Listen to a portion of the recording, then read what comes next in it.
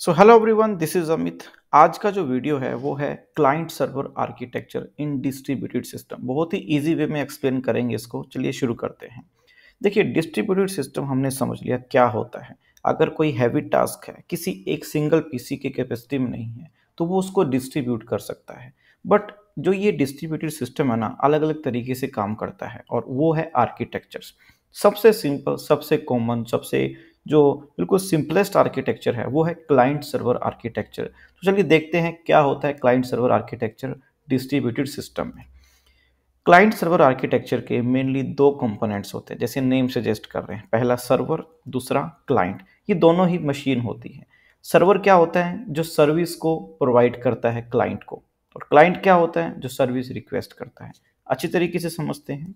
जैसे मान लो कि मैं गूगल का एग्जाम्पल लेता हूँ, मुझे गूगल पे कुछ सर्च करना है। तो मैं जो सर्च कर रहा हूँ, मैं एक क्लाइंट हूँ। और यहाँ पर ये क्या है? गूगल का सर्वर है। और मैं क्या करूँगा? एज ए क्लाइंट मैं कुछ सर्च करूँगा, उसको मैं बोलता हूँ क्वेरी करूँगा। जैसे मुझे जानना है कि यार आज क्रिकेट मैच स्कोर क्या है, तो मैं क्वेरी करूँगा। सर्वर के पास में ना गूगल का अपना एक डेटा सेट रहता है। वो जो क्वेरी मैंने की है वो उसको सर्च करेगा उस डेटा में। अगर वो मिल जाता है तो वो मुझे रिस्पॉन्स करेगा। बिल्कुल सिंपल सा आर्किटेक्चर है। यही होता है क्लाइंट सर्वर आर्किटेक्चर, कि मैं क्वेरी करूँगा सर्वर के पास में, वो डेटा में सर्च करेगा और मुझे रिस्पॉन्स कर देगा। बिल्कुल सिंपल सी ही चीज़ रहती है, कोई ज़्यादा कॉम्प्लिकेटेड नहीं है। ओके। अब बात करते हैं सर, ये इसमें डिस्ट्रीब्यूटेड सिस्टम कहाँ पर आया। देखिए, मैंने फिर से वही एक डायग्राम लिया है क्लाइंट सर्वर आर्किटेक्चर का। देखो, ये सारे यहाँ पर क्लाइंट्स हैं और इंटरनेट के थ्रू ये सर्वर पे कुछ भी क्वेरी कर सकते हैं और ये इसका अपना एक डेटा सेट होता है। तो देखो, अगर क्लाइंट्स बहुत ज़्यादा होते हैं, सर्वर के अंडर कैपेसिटी में नहीं है, तो सर्वर अपना काम डिस्ट्रीब्यूट कर सकता है बाकी दूसरे सर्वर्स के साथ में। तो इस तरह से डिस्ट्रीब्यूटेड पिक्चर में आता है क्लाइंट सर्वर आर्किटेक्चर्स में। ओके। ये सब मैंने स्टेप्स लिख दिए हैं, आप इसको स्लाइड्स को डाउनलोड कर सकते हो डिस्क्रिप्शन बॉक्स में या पिन कमेंट्स में। हम आगे शुरू करते हैं। क्लाइंट जो सर्वर आर्किटेक्चर है ना, मेनली 3 टाइप्स के होते हैं। 1 टीयर, 2 टीयर, 3 टीयर। इन तीनों को ही हम बहुत ही ईजी भाषा में समझते हैं। सबसे पहले मैं बात करता हूँ 1 टीयर क्लाइंट सर्वर आर्किटेक्चर्स की, और मैं आपको एक एग्जांपल से बताता हूँ। मैंने आपको एक टास्क दिया कि आप कंप्यूटर साइंस डिपार्टमेंट में हो सकता है कि चलो मान लिया कि आपके ना क्लास डिपार्टमेंट में 500 बच्चे हैं। मैं चाहता हूँ कि आप उन 500 बच्चों का डेटा आप एक कलेक्ट करें। उनका सब डेटा आपके पास होना चाहिए कि बच्चा कौन से क्लास में है, नाम क्या है, पेरेंट्स का नंबर क्या है, उसकी लास्ट सेम में अटेंडेंस क्या थी, बच्चा लास्ट में फेल था या पास था, या उसकी फ़ी कितनी है। आपको काम करना है। तो आप क्या करते हो? 500 स्टूडेंट्स को आपने एक लोकल पीसी पे कलेक्ट कर लिया डेटा। ये आपका काम है। आपने क्या किया? सर मैं अपने लैपटॉप पर इसको क्या कर लेता हूँ, सेव कर लेता हूँ 500 बच्चों का डेटा। आपने कर लिया सेव, और वो क्या हो गया आपके लिए? सर्वर। ओके। अब यहाँ पर देखिए, आपका जो लोकल सिस्टम था वो आपका सर्वर बन गया है। और आप क्या हो? आप यूज़र हो। आपके पास में कोई भी बच्चा आएगा, सर मुझे अपना रिजल्ट देखना है, तो आप यूज़र हो। आप क्या करोगे? उसी मशीन पर बैठोगे और उसमें सर्च करोगे कि इस बच्चे का रिकॉर्ड क्या है, इस बच्चा का, ये बच्चा फेल था कि बच्चा पास था। तो ये 1 टीयर आर्किटेक्चर है। 1 टीयर क्यों बोला मैंने? क्योंकि आपका जो सर्वर है वो भी उसी मशीन पे है और आप क्लाइंट भी उसी मशीन के लिए बन रहे हो। तो क्लाइंट और सर्वर दोनों एक ही मशीन पर है, इसलिए इसको हम 1 टीयर आर्किटेक्चर बोलते हैं। ओके। अब बात करते हैं 2 टीयर क्लाइंट सर्वर आर्किटेक्चर की। और अब आपका टास्क थोड़ा सा कॉम्प्लिकेट कर दिया गया। आप यहाँ पर चेक कीजिए, मैंने कहा अब आपको पूरी यूनिवर्सिटी का डेटा है, जो बच्चे हैं उसका डेटा आपको कलेक्ट करना है। अब बच्चे 500 से 5000 हो गए। तो ये आपका काम है कि मुझे नहीं पता, मुझे तो बस कलेक्शन करना है डेटा का। आपको मैंने काम कर दिया, आप बताओ कैसे होगा। तो आपने कहा ठीक है सर, मैंने डेटा कलेक्ट कर लिया। और आपने क्या कर दिया? आपने उसी पीसी पर ही 5000 बच्चों का डेटा कलेक्ट कर दिया। अब प्रॉब्लम क्या होगी? पहले 500 बच्चे थे, अब बच्चे 5000 हैं। अब प्रॉब्लम क्या होगी आपको? प्रॉब्लम ये होगी, हर बच्चा आपके पास आएगा, सर मुझे मेरा रिजल्ट दिखाओ, सर मुझे मेरा रिजल्ट दिखाओ। अब इतने बच्चों की आप क्वेरी कैसे करोगे? तो आपने कहा चलो मैं एक काम करता हूँ, मैं ना अपने सर्वर को क्या करता हूँ, ऑनलाइन कर देता हूँ। मैंने सर्वर को ऑनलाइन कर दिया और बच्चे अपने आप ही चेक कर लेंगे। तो ये है सारे सर्वर्स, ये है सारे यूजर्स। अब यूज़र क्या करेंगे, इंटरनेट के थ्रू इस सर्वर से कनेक्ट हो जाएंगे और अपना अपना क्या करेंगे, रिजल्ट्स को चेक कर लेंगे। अब देखो इसको मैंने 2 टियर इसलिए बोला क्योंकि क्लाइंट्स और सर्वर अब दोनों अलग अलग पीसीस पर हैं। क्लाइंट किसी अलग लोकेशन पर है, सर्वर किसी अलग लोकेशन पर है और वो इंटरनेट के थ्रू क्या कर रहे हैं, आपस में कनेक्ट कर रहे हैं। कनेक्शन यहाँ पर डायरेक्ट है, सिर्फ इंटरनेट आ चुका है, यूज़र अपनी कनेक्शन डायरेक्टली सर्वर के पास ही सेंड कर रहा है कि मुझे अपना रिजल्ट देखना है। और 2 टियर इसलिए क्योंकि यूज़र अलग है, सर्वर अलग है और आपने इसलिए किया क्योंकि 5000 बच्चों को आप एक ही मशीन पर एक ही एडमिन से आप काम नहीं कर पाओगे। तो ये था 2 tier server, client server architecture. थोड़ा सा और कॉम्प्लेक्स करते हैं, चलते हैं 3 टियर क्लाइंट सर्वर आर्किटेक्चर पे। अब टास्क देखिए, थोड़ा टास्क आपका और कॉम्प्लेक्स हो चुका है। अब मैंने कहा चलो तुम तो अच्छा काम कर रहे हो, एक काम और करो, मुझे 12th सीबीएसई क्लास का रिजल्ट अनाउंस करना है और अप्रोक्स बच्चे हैं 10 लाख। ये मैंने बहुत छोटा नंबर लिया, हो सकता है 4 करोड़ 5 करोड़ भी हो सकते हैं। तो आप इसको कैसे टैकल करोगे? तो आप टैकल कैसे करोगे? आपने कहा सर 10 लाख बच्चे हैं, बहुत ज़्यादा है और इसको हम किसी पीसी पर तो नहीं कर सके, हार्ड ड्राइव पे नहीं कर सकते। तो आपने उसके लिए क्या किया, इसको किसी एक डेटाबेस में सेव कर दिया 10 लाख बच्चों का रिजल्ट्स, और उस डेटाबेस को आपने कनेक्ट कर दिया एक सर्वर के साथ में। आपने क्या कर दिया, उसको एक सर्वर के साथ में कनेक्ट कर दिया। अब यहाँ पर क्या है, ये है सारे बच्चे जो यूज़र अपना रिजल्ट्स देखना चाहते हैं। अब देखिए मैं यहाँ पे एक चीज़ बताना चाहता हूँ, जो सर्वर है ना उसका मेन काम क्या होता है, यूज़र से क्वेरी लेना और उसको सर्च करना और वापस रिस्पॉन्स करना, ये सर्वर का मेन काम होता है। बट यहाँ पे प्रॉब्लम क्या है, बच्चे हैं, क्लाइंट्स है 10 लाख।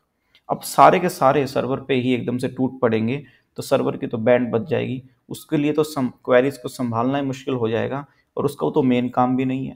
मेन काम तो है कि इस क्वेरी को सर्च करो, रिस्पॉन्स करो, तो मेन काम उसका वो है। बट उसके लिए काम क्या बढ़ रहा है, यार इतनी सारी क्वेरीज आ रही है मेरे पास, मेरे को कैसे संभालूं, सर्वर ठप हो जाता है।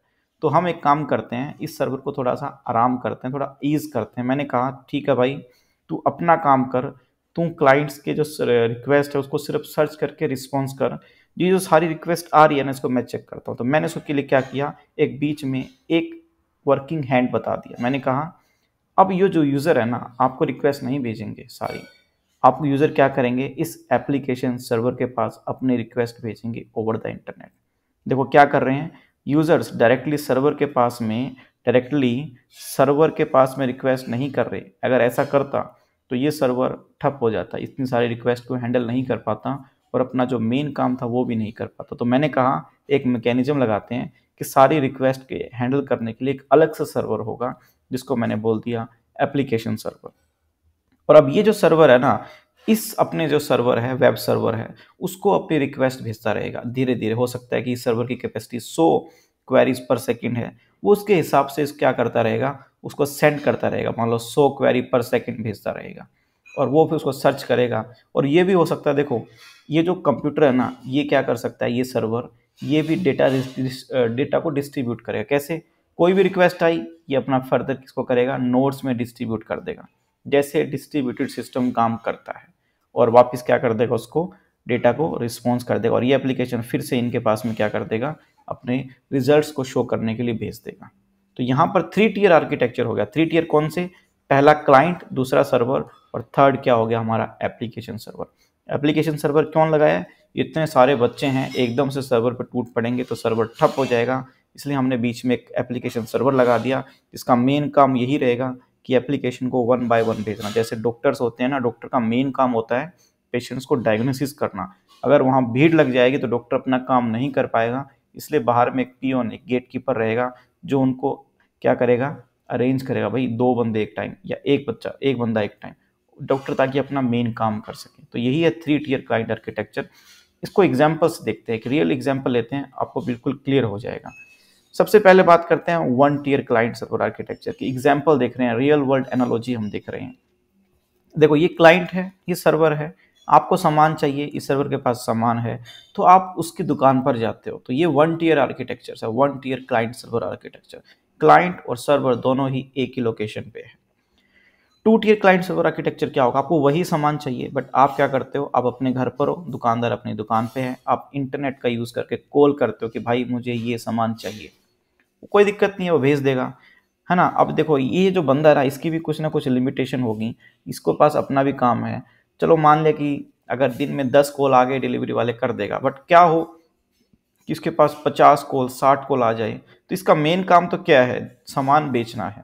अब ये तो बेचारा अगर 50-60 कॉल अगर दिन में आई तो फ़ोन पे ही लगा रहेगा, उनकी रिक्वेस्ट है उसको ही सुनता रहेगा, वही प्रॉब्लम जो मैंने बताया था आपको। तो ये जो प्रॉब्लम है ना, ये इसके लिए दिक्कत करेगा। तो 2 टियर क्लाइंट सर्वर आर्किटेक्चर में क्लाइंट फ़ोन करके बोलेगा कि मुझे ये एड्रेस है मेरा, मेरे को डिलीवरी करो। अगर 5-10 क्लाइंट अगर दिन में कॉल करते हैं तो कोई दिक्कत नहीं है, बट अगर बहुत सारे क्लाइंट्स अगर कॉल करें तो इसका जो बंदे का जो मेन काम है सामान बेच रहा है वो नहीं बेच पाएगा। तो हमें मूव करना पड़ेगा 3 क्लाइंट आर्किटेक्चर्स में। तो कैसे, मान लो कि इसके पास 500 1000 लोगों के कॉल आते हैं, तो इसको क्या करना पड़ेगा, इसको एक एप्लीकेशन लेयर का यूज़ करना पड़ेगा। जैसे ब्लिंकिट है, ब्लिंकिट का मेन काम क्या होता है, उसको वो बेचती नहीं है, ब्लिंकिट सामान नहीं बेचती है। ब्लिंकिट का काम सिर्फ इतना होता है कि हम उसको ऑर्डर देते हैं, अपनी क्वेरी बताते हैं और ब्लिंकिट उन दुकानदार तक वो पहुंचाता है। तो 3 क्लाइंट आर्किटेक्चर्स में क्या हो गया, ये एक कंपोनेंट, ये दूसरा कंपोनेंट और ये तीसरा कंपोनेंट। तो ब्लिंकिट का काम सिर्फ इतना होता है, जितनी सारी रिक्वेस्ट हैं उनको दुकानदार तक पहुंचाना और जो क्लाइंट्स है उसको इन्फॉर्म करते रहना। जैसे कि बारिश हो रही है, कोई नहीं मिल रहा, तो ब्लिंकिट आपको बताता है कि भाई कोई डिलीवरी पार्टनर नहीं है। डिमांड हाई है, शाम के टाइम सभी लोग ऑर्डर कर रहे हैं, तो ब्लिंकिट आपको बताएगा भाई 15 मिनट लग सकते हैं, 20 मिनट लग सकते हैं। तो वो जो दुकानदार है उसके लिए काम ईजी हो गया, वो पैकिंग करेगा, भेजता रहेगा। अब उसकी जिम्मेदारी नहीं है रिक्वेस्ट को कंट्रोल करना, वो थर्ड लेयर आर्किटेक्चर वो काम करेगी उसमें। ओके, तो ये थे 1 टियर 2 टियर 3 टियर। अब यहाँ पे देख लीजिए, फिर से मैंने डिफ्रेंशिएट किया है। ये है सिंगल टियर आर्किटेक्चर जिसमें सर्वर क्लाइंट एक ही पीसी पे। ये है 2 टियर जिसमें क्लाइंट और सर्वर अलग अलग लोकेशन पे है बट कनेक्शन डायरेक्ट होता है ओवर द इंटरनेट। ये है 3 टियर जिसमें क्लाइंट सर्वर अलग होते हैं बट डायरेक्ट कनेक्शन नहीं होता। किसके थ्रू होता है कनेक्शन, एप्लीकेशन सर्वर के थ्रू कनेक्शन होता है। ओके, ये था सब क्लाइंट सर्वर आर्किटेक्चर इन डिस्ट्रीब्यूटेड सिस्टम। समझ में आया तो प्लीज़ आप लाइक करें, सब्सक्राइब करें। चलिए मिलते हैं नेक्स्ट वीडियो में। Thanks for watching.